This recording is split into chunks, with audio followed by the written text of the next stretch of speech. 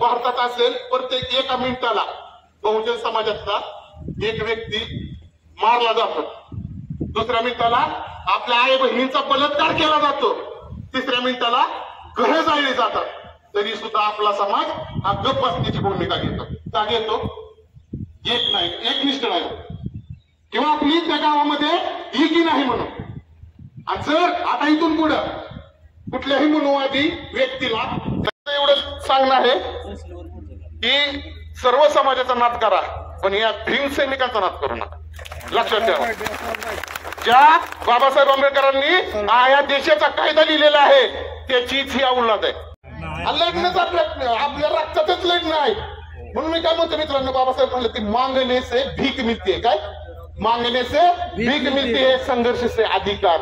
मग संघर्ष करून अधिकार घ्यायचा तर भिकाऱ्यासारखं त्यांच्या दारात जाऊन बसायचं, तुम्ही ठरवायचं काय करायचं, संघर्ष करायचा ना. आता इथून पुढे लक्षात ठेवायचं सर्वांनी, एकजूट राहा. तुमच्या केसाला सुद्धा धक्का लागला अजिबात लागणार नाही.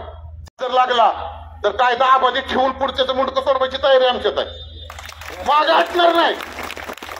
तशाच तसं उत्तर तुम्हाला दिलं जाणार आहे. त्यामुळे दहिवडीकरांना विनंती आहे, अजिबात द्यायचं नाही. येणार आहे का? अजिबात द्यायचं नाही. घरात एक पहिलवान बी करून ठेवा, त्या पहिलवानाला सोडून द्यायचा असं म्हटलं पाहिजे. आता तुम्ही विचार करा की सांगता आपण बाकीची जर सांगता बाबा माझं पोरगं कलेक्टर आहे, माझं पोरगं आमदार आहे, माझं पोरगं खासदार आहे, माझं पोरगं शिक्षक. ही आमची ताकद आहे, ही आमचा एकोपा आहे. अनेक दिवसापासून आता गब्बर तर इथेच आहेत, गब्बरीच गट प्रसिद्ध आहेत, आमच्या गावचेच आहेत, सनीभाऊ आहेत, नवीन जे होतकरू जे भीम योद्धे आहेत, तुम्ही सर्वांनी यांच्या पाठीशी ठामपणे उभं राहिलं पाहिजे. त्याचं कारण एवढंच की स्वतःच्या जीवावरती लढतात.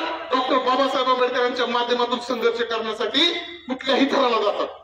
विचार करत नाही की बाबा ह्या मनोवाद्याच्या विरोधात गेलं तर हा आमचं काय बरं वाईट करेल. कारण त्यांच्या त्या दोघांकडे बघा तुम्ही कसे आहेत ते, दहाला करून आहेत, दोघच आहेत ना, सर्वांनी साथ द्यायची ना.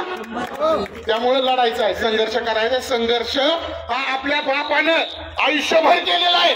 आता संघर्ष आपल्याला करायचा आहे, कारण बाबासाहेब आंबेडकरांचा संघर्ष हा आपल्याला करायचा आहे. इथून पुढे कुणीही असं समजायचं नाही की या दहिवडीतील किंवा या पंचकृषीतील आमचा एखादा बौद्ध समाज एखाद्या वाडी. सर्व कार्यकर्ते, पत्रकार मंडळी, पोलीस प्रशासन, महसूल प्रशासन आपला सर्वांचा आभार मानतो. विशेषतः सैनिकांकडे वेळ काढून या ठिकाणी आले त्यांचा विशेष आभार मानतो.